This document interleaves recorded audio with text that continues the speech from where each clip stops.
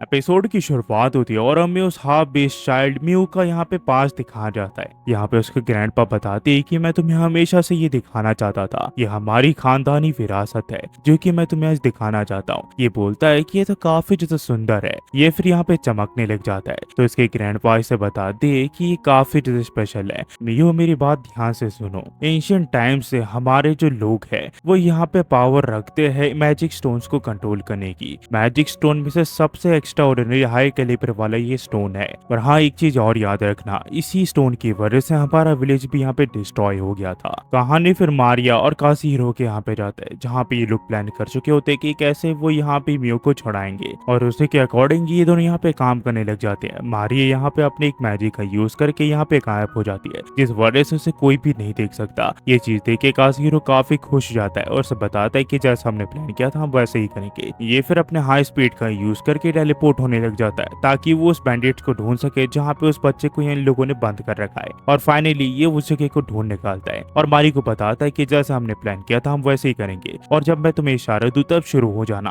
वो कहती है कि हाँ जरूर, क्यों नहीं। इसके बाद ये इसे इशारा दे देता है और वो अपने पेट्स का यूज करके यहाँ पे हमला करने लग जाती है जिस वजह से यहाँ पे शोर होने लग जाता है और आसपास की जगह ये तबाह करने लग जाती है। उतने में एक बैंडेड यहाँ पे काशी हीरो को भी देख लेता है पर काशी हीरो गायब हो जाता है और ऊपर चले जाता है। और यहाँ पे इसे देखते ही ये लोग मियो का यूज करके उस मॉन्स्टर को दोबारा बाहर बुला लेते ताकि वो मॉन्स्टर इनके ऊपर हमला कर दे। पर यहाँ पे काशी हीरो घबराता नहीं है और मारी को उसके ऊपर हमला करने के लिए कहता है ताकि वो उस मॉन्स्टर को डिस्ट्रैक्ट कर सके। और मारी ऐसे ही करती है, वो अपने मॉन्स्टर्स का यूज करके इस मॉन्स्टर के ऊपर हमला करवाने लग जाती है और वो मॉन्स्टर डिस्ट्रैक्ट होने लग जाता है। पर ये सारी चीज देख के मियो काफी ज्यादा घबरा जाता है क्योंकि वो एक बच्चा है और उसे कुछ समझ नहीं आता कि आखिरकार वो आगे क्या करे। तभी काशी हीरो इसके सामने आ जाता है जिसे देख के घबरा जाता है और उसे बोलता है कि आखिरकार तुम यहाँ पे कैसे आए, कहीं तुम मुझसे बदला लेने तो नहीं आए हो ना। ये इसकी लैंग्वेज में से बोलता है कि घबराओ मत, मेरा ऐसा कोई भी इंटेंशन नहीं है कि मैं तुम्हें यहाँ पे हर्ट करूँ, मैं तो तुम्हें देखने के लिए आया हूँ। ये इसे बोलता है कि आखिरकार तुम मेरी लैंग्वेज कैसे समझ सकते हो। ये इसे बताता है कि लैंग्वेज सीखना मेरी एक हॉबी है, इसी वजह से मैं तुम्हारी लैंग्वेज समझ सकता हूँ। पर मुझे बताओ, क्या तुम यहाँ पे अकेले हो या फिर तुम्हारा कोई और भी दोस्त है जिसे इन लोगों ने कैप्चर किया है। ये इसे बताता है कि वो सिर्फ मैं हूँ। दरअसल हम कैट पीपल काफी कमजोर होते हैं। मैं अपने ग्रैंडपा के साथ एक जगह छुप के रहा करता था पर अचानक से ये लोग आ गए और हमारे घर को आग लगा दी और मेरे ग्रैंडपा को मार दिया और इन लोगों ने मुझे किडनैप कर लिया। ये फिर से बताता है कि घबराओ मत,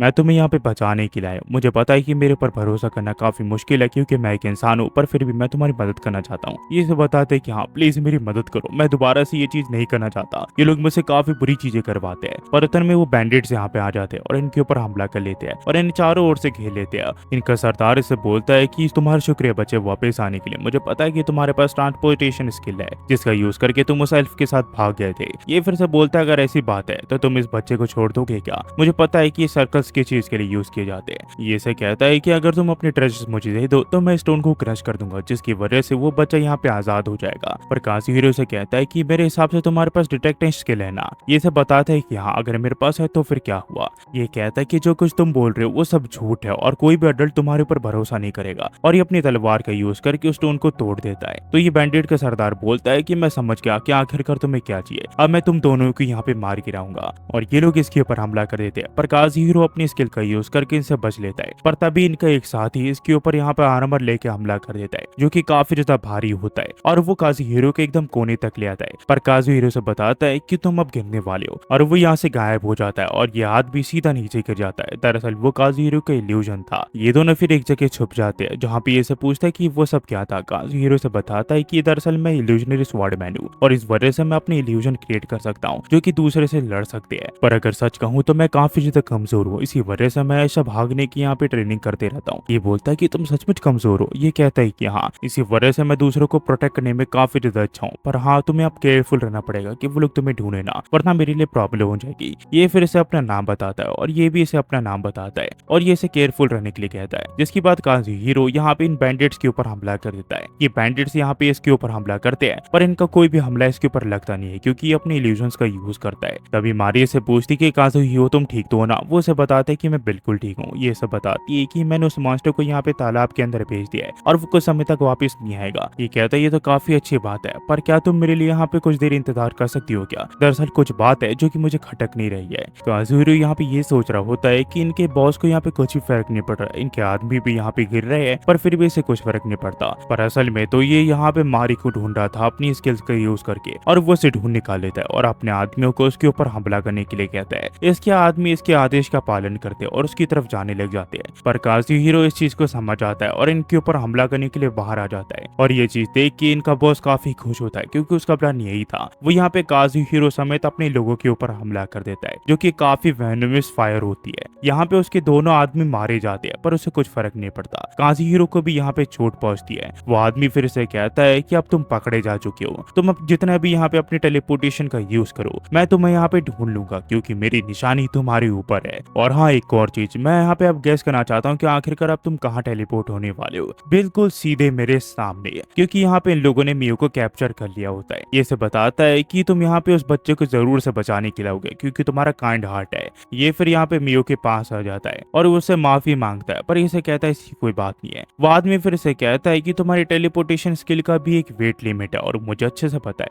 इसी वजह से अच्छा यही रहेगा कि तुम यहाँ पे चुपचाप अपना वेपन फेंक दो और हमारे सामने सरेंडर कर दो। ये फिर अपनी तलवार फेंक देता है और बताता है कि अब हमारे वेट लिमिट एकदम नॉर्मल है। इसके बाद वो मियो को लेकर टेलीपोर्ट हो जाता है और नीचे गिरने लग जाता है। ये सब बताता है कि मुझे माफ करना, मैं ज्यादा दूर तक टेलीपोर्ट नहीं कर पाया। पर ये दोनों नीचे गिर जाते हैं जहाँ पे स्टैंड होता है, इस वजह से इसे कुछ भी नहीं होता। ये फिर से पूछता है कि तुम ठीक तो हो ना। ये बोलता है कि हाँ मैं बिल्कुल ठीक हूँ और ये यहाँ से टेलीपोर्ट हो जाता है। वही वो लोग यहाँ पे इसके ऊपर निशाना बनाने के लिए इसे ढूंढ रहे होते हैं। पता नहीं वो यहाँ पे अचानक से भूकंप आने लग जाता है जिस वजह से ये मियो को पकड़ लेता है और तभी वो बड़ा सा मॉन्स्टर दोबारा से सैंड के ऊपर से अपीयर हो जाता है। वो उनके सामने होता है और ये काफी खतरनाक लग रहा होता है। इसे देख के यहाँ पे काजुहिरो सोचता है कि अगर मैं मर गया तो मैं जापान में पहुंच जाऊंगा, पर यहाँ पे मारी अकेली फंस जाएगी तो मैं यहाँ पे मरने का रिस्क बिल्कुल भी नहीं ले सकता। पर ये मॉन्स्टर इनके ऊपर हमला नहीं कर रहा होता है जिस वजह से काजुहिरो हैरान हो जाता है। वो मॉन्स्टर फिर अपने टेंटिकल्स बढ़ा के इनके आगे कर देता है। इसे लगता है कि जरूर से ये इससे कुछ मांग रहा है और ये अपने मैजिक स्टोन को बाहर निकाल लेता है। काजुहिरो इसे देख के समझ जाता है कि जरूर से ये मॉन्स्टर इसी के पीछे पड़ा हुआ है। ये फिर काजुहिरो को वही कहानी सुनाता है जो कि इसकी ग्रैंडपा ने इसे सुनाई थी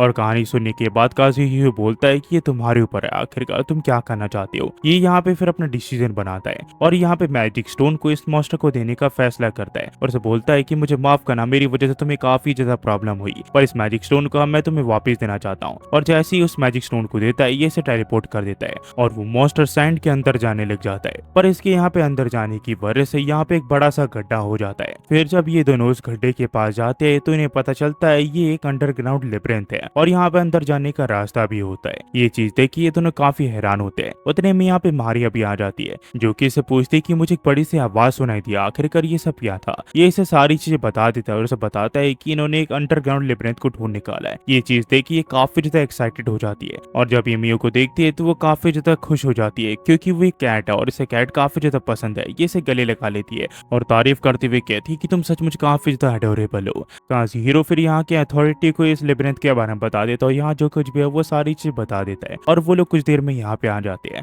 जिस चीज के लिए ये इसके शुक्रिया करते हैं। पर काजुहिरो से बोलता है कि मैं होप करता हूँ कि उस बच्चे की गार्डियनशिप आप ले लोगे और उसका अच्छे से ख्याल रखोगे। ये से बताता है कि घबराओ मत, हमें कैट पीपल की मदद की जरूरत पड़ेगी और हमारा नेशन उसे अच्छे से ट्रीट करेगा। पर हाँ, किसी ने यहाँ पे सोचा था कि एक ऐसी जगह है जो कि बंजर है, वहाँ पे एक अंडरग्राउंड लेब्रिंथ भी होगा, पता नहीं इस जगह के अंदर क्या क्या निकलने वाला है। ये सोचता है कि हाँ इसने बिल्कुल सही कहा, पता नहीं इस लेब्रिंथ के अंदर कैसी अलग अलग चीजें निकलेंगी। मैं सचमुच काफी ज्यादा एक्साइटेड हूँ और मेरे दिल काफी ज्यादा धड़क रहा है कि आखिरकार इसके अंदर क्या हम एक्सप्लोर करने वाले हैं। और यहाँ से कहानी यूट्यूब पे घंटी हो जाती है। आप ये बताना मत भूलना कि आपको ये एपिसोड कैसा लगा और कुछ ही समय में इसका अगला एपिसोड भी अपलोड करने वाला हूँ। तो प्लीज गाइस कमेंट सेक्शन में बताना मत भूलना कि आपको वीडियो कैसे लगी और मेरी एक्सप्लेनेशन भी। चाहते हो सिर्फ एक ही चीज कहूंगा guys, thanks for watching. Next video मिलते हैं, होपफुली आप सब बढ़िया होंगे।